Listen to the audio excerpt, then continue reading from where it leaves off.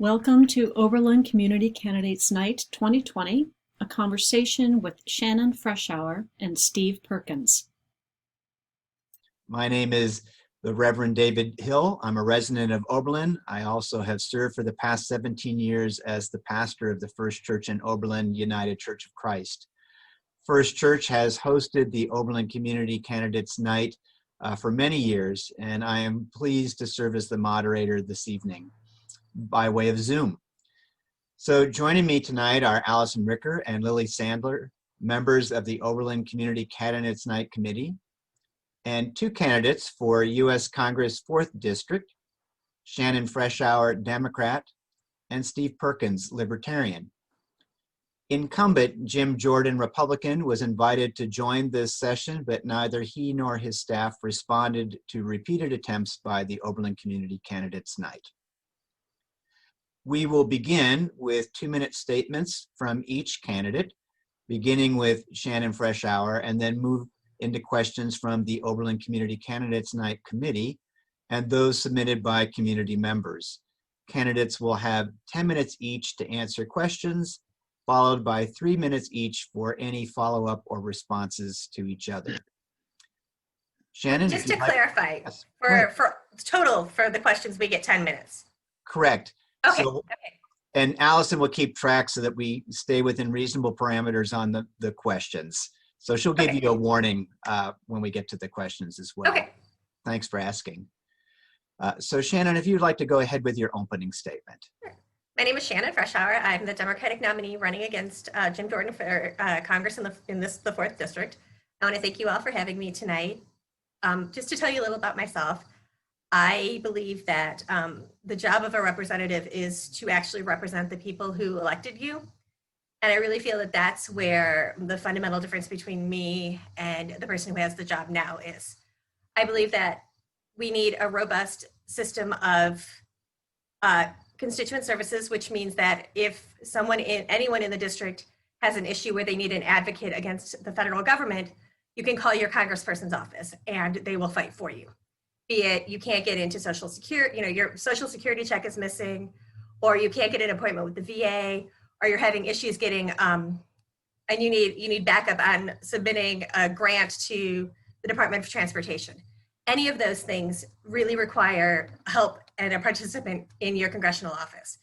I am completely devoted to that, as well as to protecting the lives and the livelihood of our district, making sure that Social Security, Medicare, and Medicaid are protected, making sure that we expand the ACA, and making sure that people have the ability to live their best, most complete lives as members of society and within their own experiences.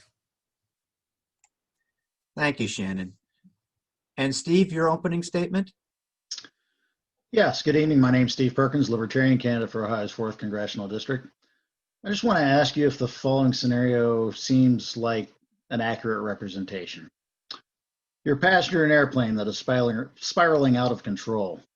The Democrats are piloting from the left seat, the Republicans are piloting from the right, and if you're not technically familiar or don't fly or whatever, there's 2 pilot positions in an airplane beside each other, a right seat and a left seat, and the controls are coupled together and both have equal control.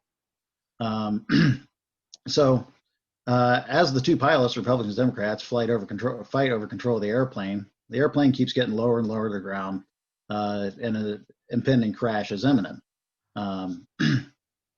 Well, neither of those pilots seems to care about the passengers in the back of the airplane. They only care about whose fault it is that the plane is crashing, and control and subsequent blame is more important than actually fixing the situation. Also in the cockpit is another pilot that you may be aware of if you fly a lot, called the flight engineer, who has resources, all technical manuals, looks up procedures as far as how to recover from events that happen in the air. And that flight controller is really a libertarian.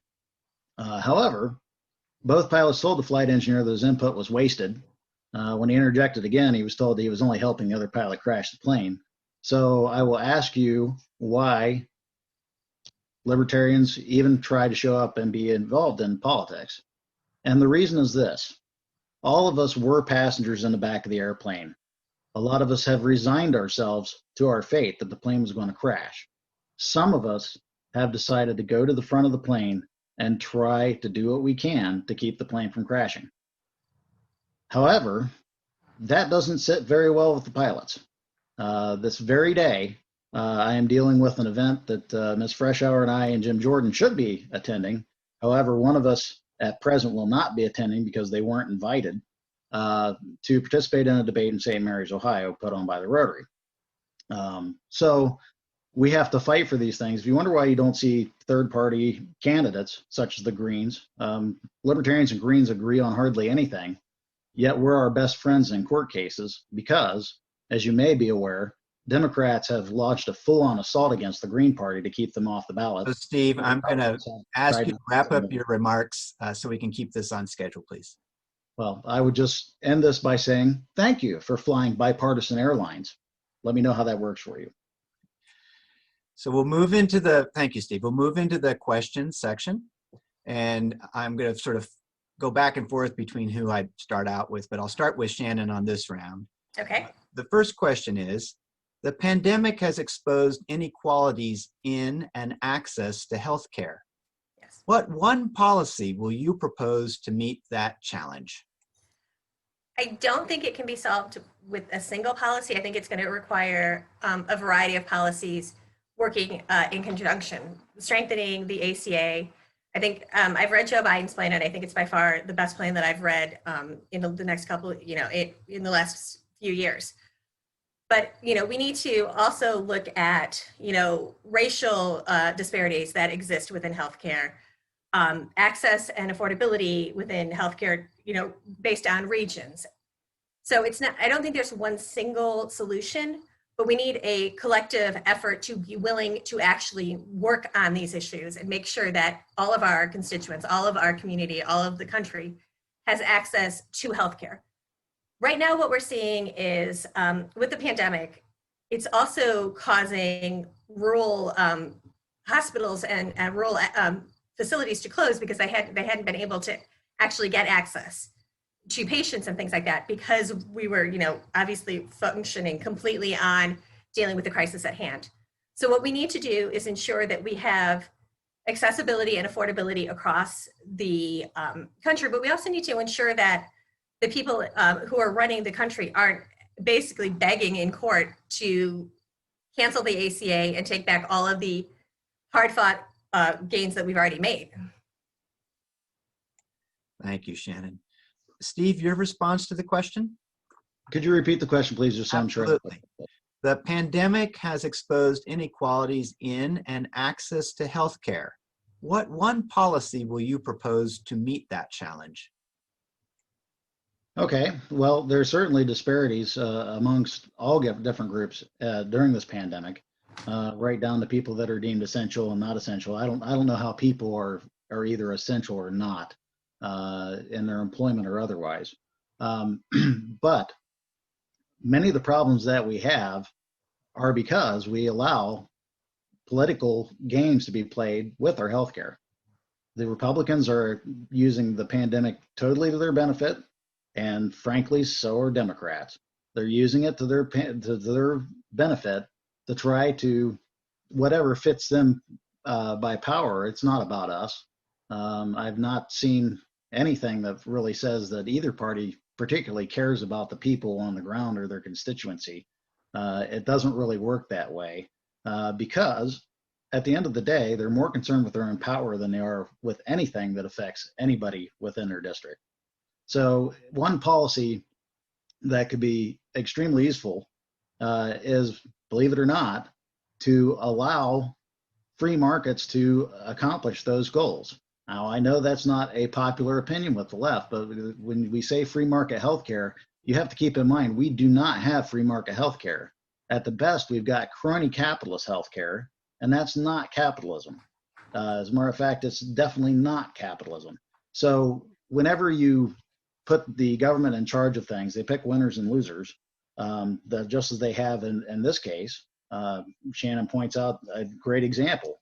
Government still picks the winners and losers on who gets health care and who doesn't. Now, it's great to stand up for the people who aren't getting healthcare and healthcare properly because of whatever problems government already created for them.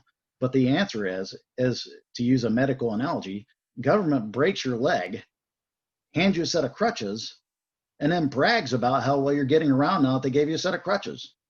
So I'll remind you, the organic food section at a grocery store did not come to you via the US government. It came to you via the market. The market can react, the market can accomplish different things. The vaccine situation you see right now, somebody is going to make a lot of money producing a vaccine for COVID. They should. That's the incentive to get them to do it. It's not that they wouldn't do it anyway, but that is their reward for helping us all. So thank you, Steve. I think you're at the end of your time there. I will give you first shot at the next question. What policies should be enacted to end gerrymandering and to ensure more transparency in campaign finance? How important are these goals to you? Are we starting with me on this one, or your microphone is muted? I can't hear you. Yes, we're starting with you. Okay. Sorry. All right. So this is always a fun one, especially as a third-party candidate. There are bigger bridges to cross before you get there. It starts by actually allowing the democratic process to actually take place. You know, in several days, not even an hour away from Oberlin, will be the first presidential debate.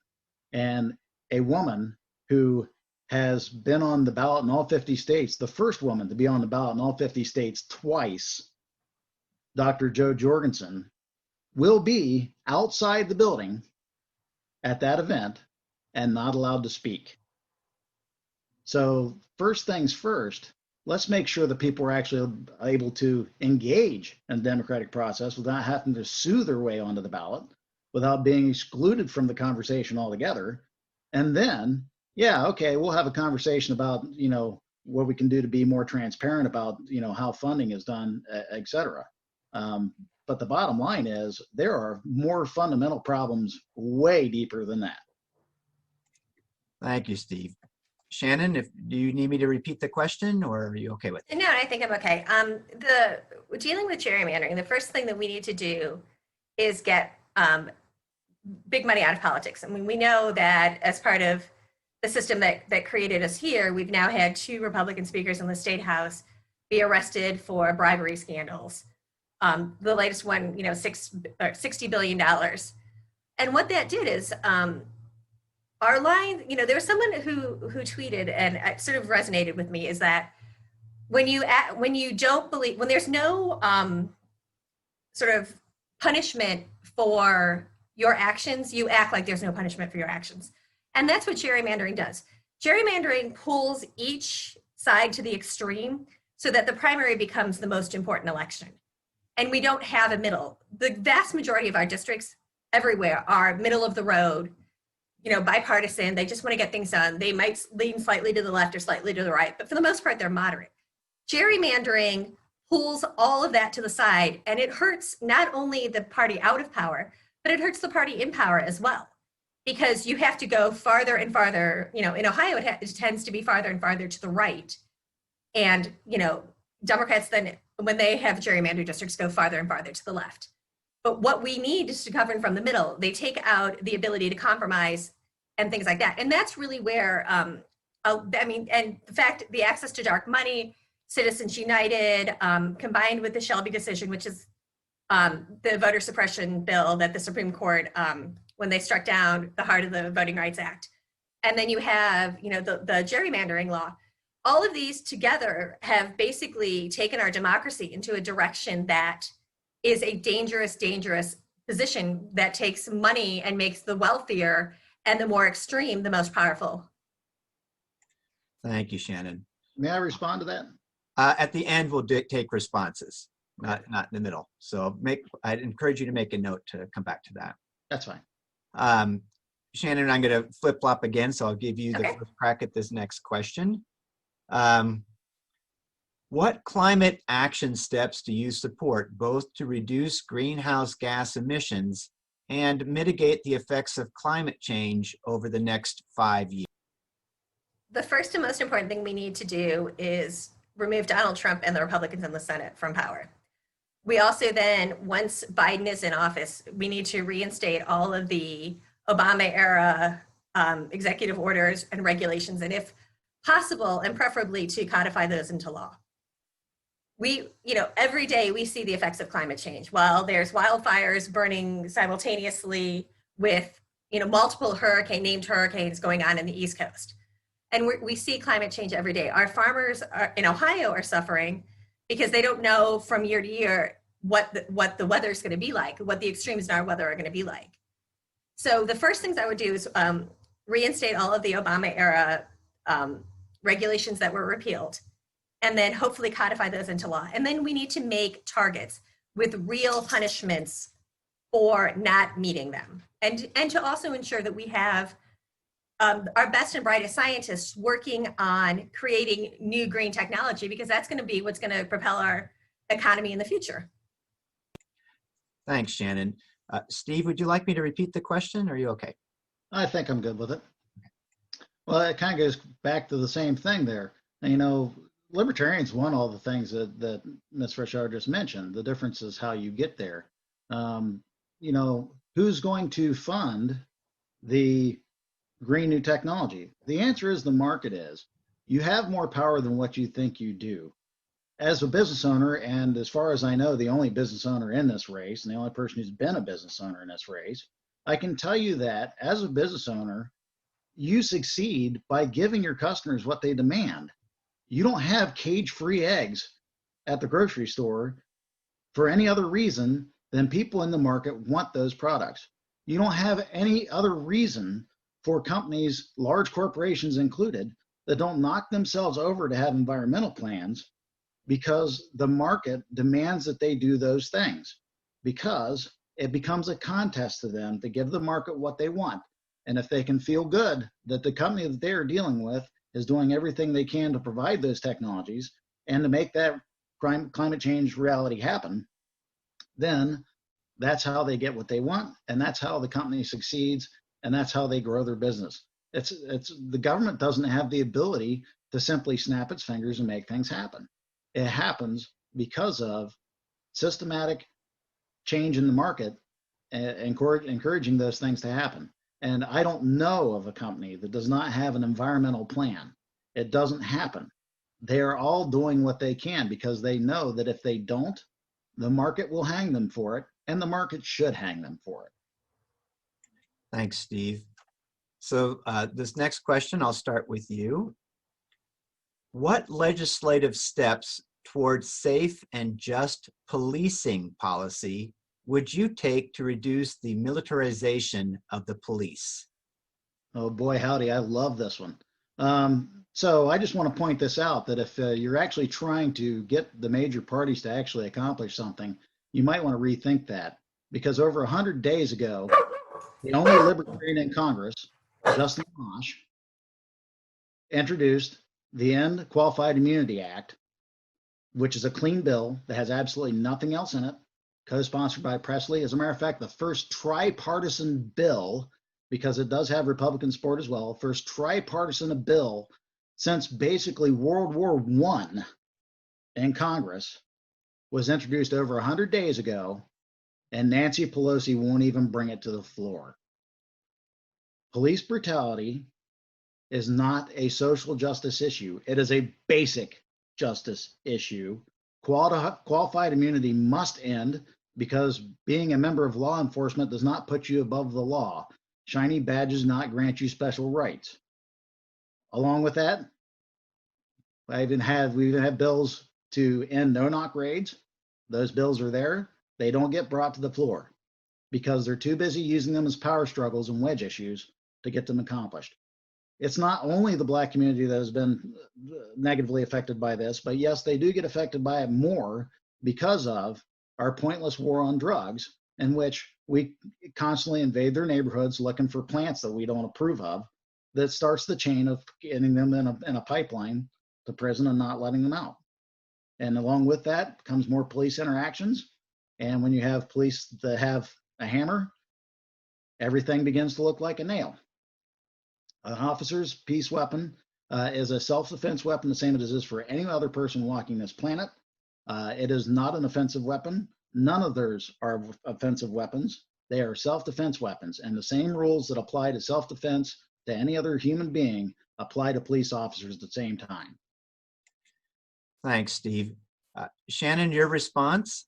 Sorry, I muted myself because I have 3 dogs and there was something going on in the backyard, so I'm sorry about that. Okay. This is a really, obviously, a critically important life or death issue, and we need to take it seriously and not make it, and not politicize it to the degree that we can. I think the first and most important issue is we need to obviously ban chokeholds and things that cause, imminent harm, unnecessarily or unjustified. I do agree with Steve to a certain degree that we need to reform qualified immunity. We don't need to completely eliminate it, because we need to ensure that police departments that continue to have officers who are abusive, who violate general orders and policies, suffer a punishment as well. We need to ensure that families who are the subjects of police violence actually have the ability through our civil justice system to seek compensation. We also need to ensure that police are professionals and they're trained and they continue to be trained. But one of the things that we never ever talk about in this sort of discussion of police reforms is the fact that most police officers have an enormous amount of unprocessed emotional trauma. They see the things that we never want to see. They're the ones who end up and they walk into the the place where there was a shooting or there was a car accident, or they have to interview children who have been abused. All of those things, and that trauma gets layered on top of it, and we don't deal with it. So I honestly believe that we need to do a couple of things.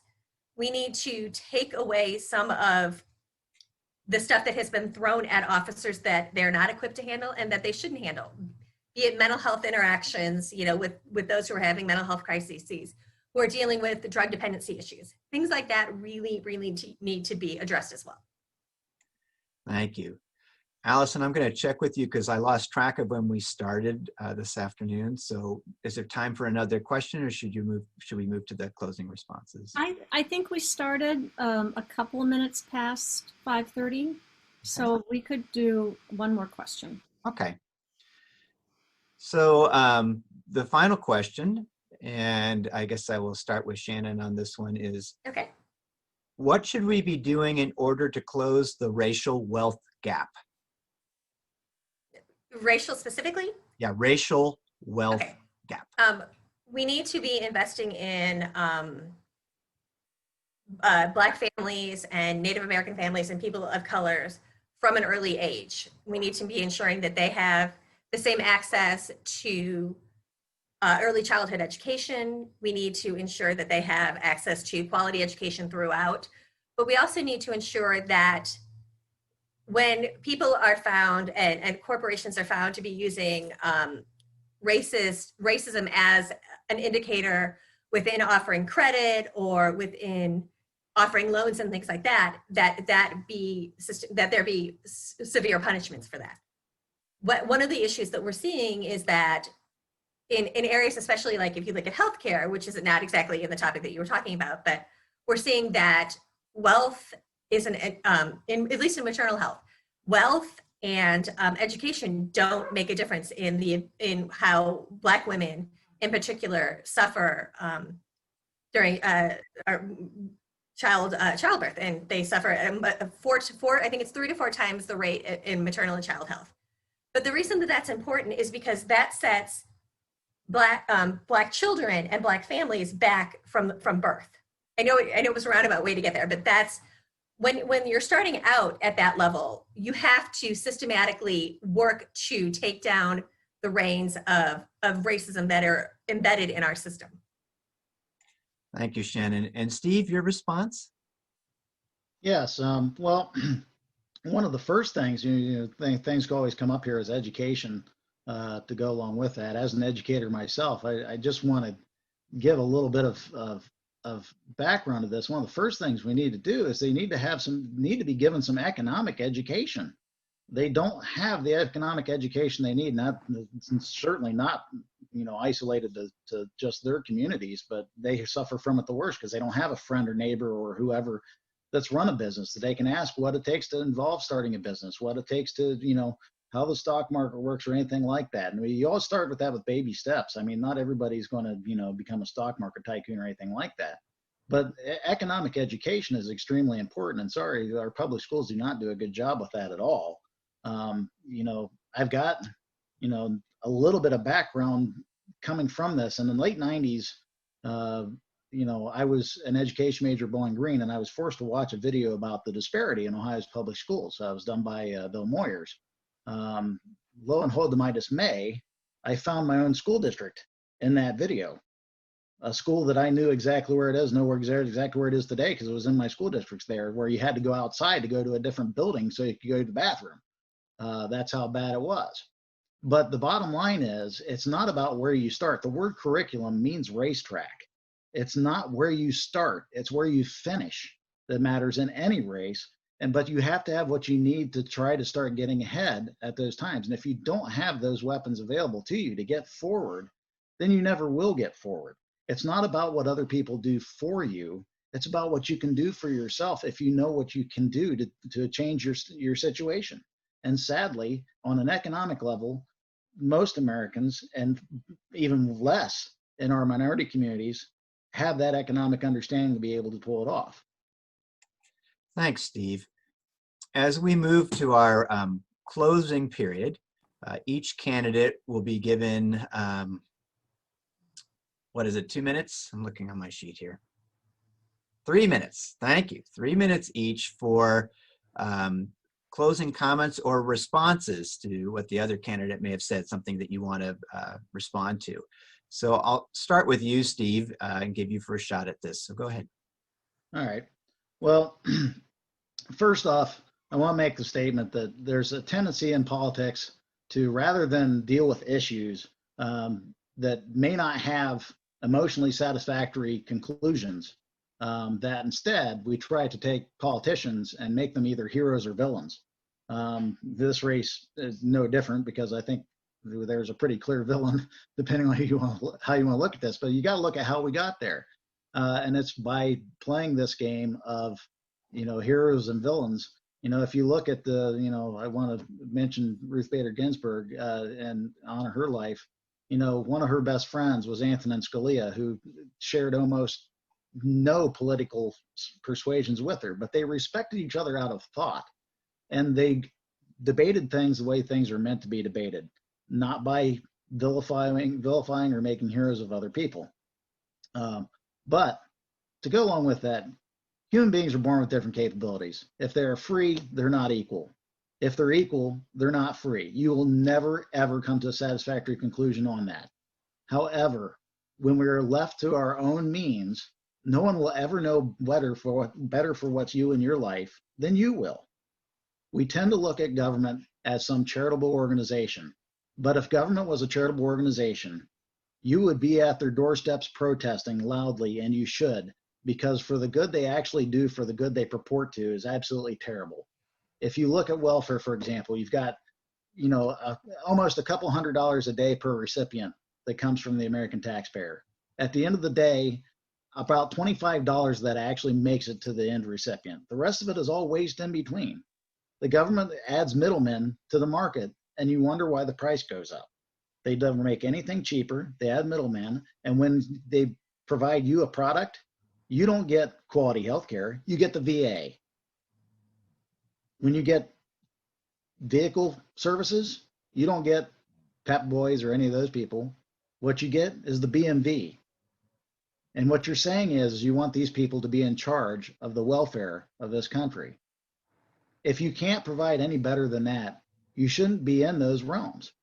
Now, one of the few things I think government does do well is provide standards, but they don't initiate them well. So if you actually want to try people, you have to have hard conversations that don't have emotionally satisfactory answers. Libertarians, there's not a libertarian alive that became a libertarian by picking a side.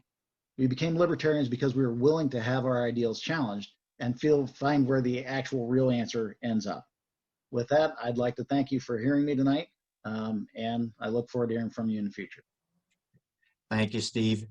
And Shannon, your 3-minute conclusion or response. Okay, thank you. I just want to go off a couple things that Mr. Perkins said. One of those was he was talking about the vaccine for COVID, and he said that the market was taking care of it. The market isn't taking care of it. Private companies are being paid for with American taxpayers. All of that research is funded by the US government and the US taxpayers. The market isn't doing it on its own. And if they did, it was an $800 billion investment for each of them on average to bring a new pill to market. And it takes multiple years. Because of the government being there to assist them, they're willing to take the effort and to take the risk. The second thing that you said that I found sort of suspect was you were talking about that minority communities need, what they really need is education and their finances. On average, it is easier, and a white person or white male with a high school diploma will get better credit and more credit available than a black man and a black family man with a college degree. That's systematic racism built into the credit market. And it's not going to get solved by the market itself. The market has embedded racism in it. And I think those are really, really how we need to look at issues. We need to actually fundamentally break down what are the issues, what are the problems, and how do we solve them? Not just playing with talking points or partisan ideology. We have real concerns that we need to resolve together. We're not going to solve it just as Democrats. We're not going to solve it just as Republicans. We're not going to solve it just as independents.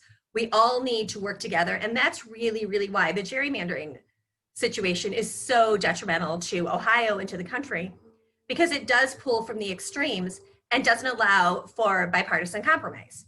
If you compromise, but you have to go back to a very gerrymandered district, you get hit with being, a rhino or a dino. And that's really, really unfortunate because we can't resolve things if we're not working together.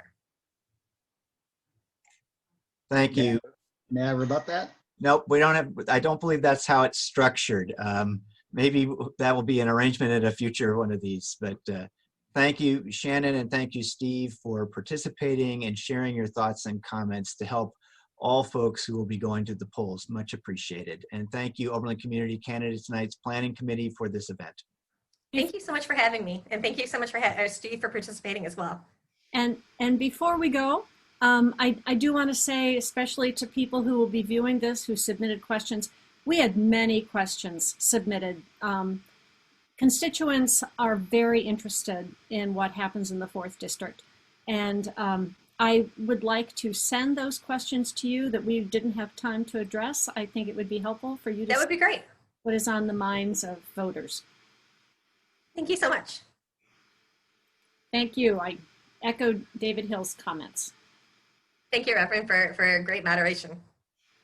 Thank you. Thank you all. Thank you for watching. OCCN has been a nonpartisan collaboration for more than 25 years.